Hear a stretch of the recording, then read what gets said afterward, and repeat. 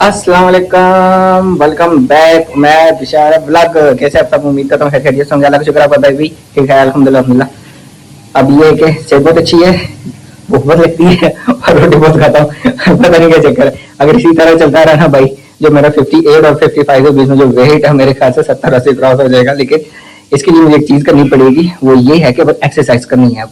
ठीक है ना? रूटीन थोड़ी चेंज करेंगे। और आज ये है कि नाश्ता तो मैंने कर लिया है।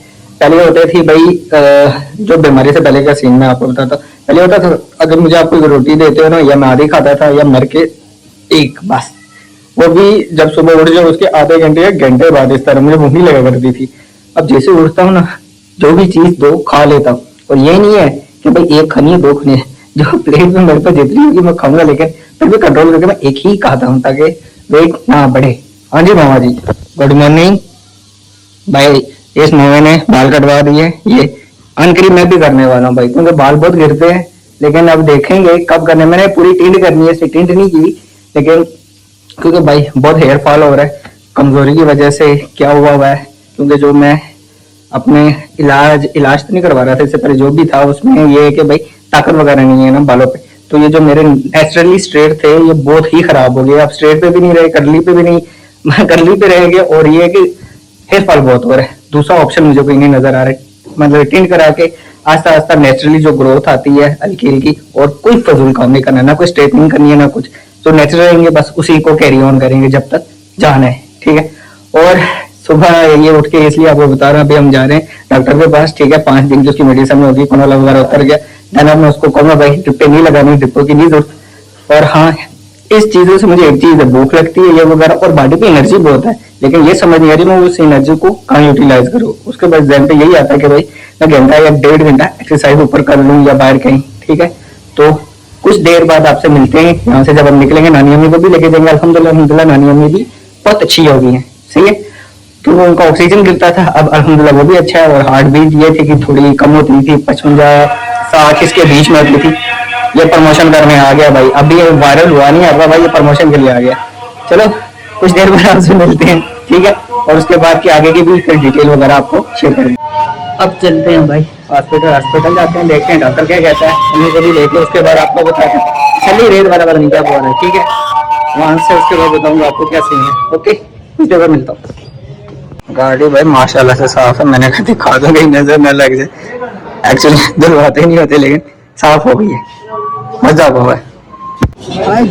वापस आ गया हॉस्पिटल वगैरह। तो हॉस्पिटल में चेकअप वगैरह हो गया सब कुछ। सीन ये है कि मुझे डॉक्टर ने कहा भाई आपको 2 हफ्ते के बाद चेकअप करेंगे, बाकी जो मेडिसिन चल रही है वो करें। क्योंकि भाई मुझे एक इशू है, भूख तो लगती है, ये वाला इशू नहीं है। इशू ये है कि मुझे जो वॉशरूम है वो कुछ ज़्यादा ही आता है। तो उसको कह रहे थे IPS है, पता नहीं किसी तरीके से बीमारी का नाम लिया है।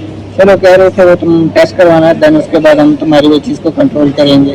अभी तक के लिए यही है। और अम्मी को ड्रिपें वगैरह लगी हुई हैं, तो उनको ड्रिपें लग जाएँ, उनको मेडिसिन वगैरह दी है, काफ़ी चीज़ें चेंज हो गई हैं। अब अल्लाह का शुक्र है अल्हम्दुलिल्लाह अम्मी ने सारा कुछ खुद ही बताया। अभी तो शाम बता देते थे ना। ठीक है? अब ये कि कुछ देर बाद मिलता हूँ आपसे। ठीक है? ये रही गाइस मेरी रिपोर्ट जो हुई थी। ये देखो एंडोस्कोपी रिपोर्ट, लेकिन थोड़ी ख़राब है। इन्होंने कहना कि ऊपर वाला हिस्सा थोड़ा बहुत ठीक है और नीचे भी, और मैदे में सोजा जो है, और साथ मैदे के जो चेस्ट के बीच में पता नहीं कुछ चीज़ है, वो मैं समझ ये पाया। बाकी मैं नंबर शंबर ब्लर कर दूंगा। तो देन डॉक्टर का नाम ये है, डॉक्टर शकील अहमद मिर्ज़ा, बहुत अच्छे डॉक्टर है। तो बाकी ये मेडिसिन चलेंगी मुझे 6 मंथ। ठीक है? 2 मेडिसिन चलेंगी, तो घर आपको जाके दिखा देते हैं। और बाकी गैस ऐसी होती रहती है, जिस वजह से ये इन्होंने समझाया बड़े डिटेल से, लेकिन आपको पता है इतना जल्दी याद तो नहीं रहता। बस ये कि परहेज करनी है और सही वाला खाना खाना है, जिससे पेट वगैरह ना खराब हो। हॉस्पिटल से गैस घर आ गए। बाकी दवाइयाँ आपको मैंने दिखा दी कितनी ज़्यादा। वो देखो शापर है, वो अम्मी के लिए 5 दिन के लिए। लेकिन और ये है भाई मेरा खाना। उन्होंने मुझे ये कहा कि गैस वाली कोई चीज़ नहीं खा सकते, तो परहेज ही करो। तो देन ये खा लेता हूँ, उसके बाद सारी डिटेल बताते हैं। भाई खाने के बाद एक और लेटेस्ट न्यूज़ ये है कि अबू ने गाड़ी बेच दी। ये कल गाड़ी नहीं रहने वाली है। ठीक है? अब कल कश्मीर से मामू गाड़ी लेकर आएंगे, तो वो वाला सूरत हाल है। तो मैंने को अपना माल निकाल दूँ या ये ना बिके, क्योंकि अबू ने इस तरीके के बहुत चीज़ें भी पहले भी बेच डाली हैं। अब ऊपर चलता हूँ, थोड़ा आपको बीमारी के बारे में बता के उसके बाद सोते हैं। अच्छा जी, अब आ गया ऊपर। मैंने कहा आपको समझा दें।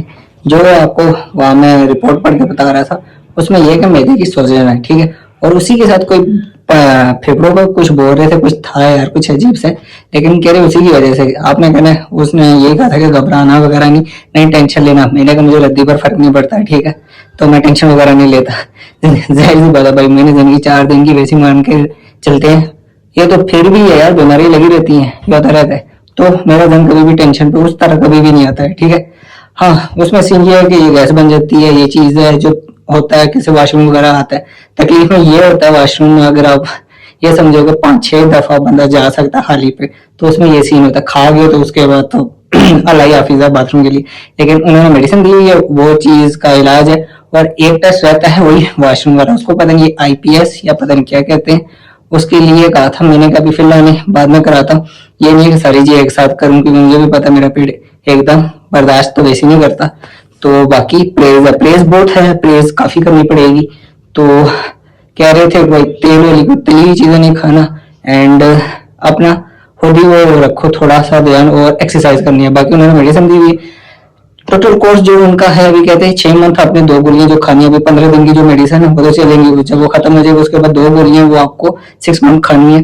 और जो उसके बाद जो आईपीएस जो वॉशरूम के लिए जो भी चीज है, वो जब टेस्ट करेंगे देखेंगे क्या चीज है, बड़ी आंख में मसला है या मैदे पे है या क्या है। ये काफी कुछ है, डॉक्टर ही पता चल सकता है। मुझे सिर्फ ये पता है मैदे में सोजन है। उन्होंने ये बोला था सुराख वगैरह नहीं, पता नहीं कुछ होता है ना जख्म शख्म, वैसा कुछ नहीं है, सिर्फ सोजन है जो सूजा हुआ। और वहां से जो फेफड़े हैं, फेफड़ों को उसके बीच से कुछ था या इस तरह कुछ बताया। लेकिन है ना, कोई नहीं, बस भाई के लिए दुआ करो, भाई जल्द से ठीक हो जाएगा, आप लोगों के लिए अच्छे अच्छे ब्लॉग लाएगा। और इस बीमारी की शुरुआत इंशाल्लाह कल मैं आपको एक बार बताता हूँ, ताकि उसके बाद बीमारी का नहीं आपको मैं बताऊंगा इंदा, क्योंकि वो हो जाए, क्योंकि उसी में सब कुछ क्लियर कर दूंगा कि भाई ये चीज कैसे स्टार्ट हुई, क्या हुआ, अचानक हुआ क्या था। क्योंकि ये हर किसी को तो नहीं होती, मुझे स्पेसिफिक हुई थी। तो आज का यही था व्लॉग। भाई के लिए दुआ करें, सीधा अल्लाह हाफिज़।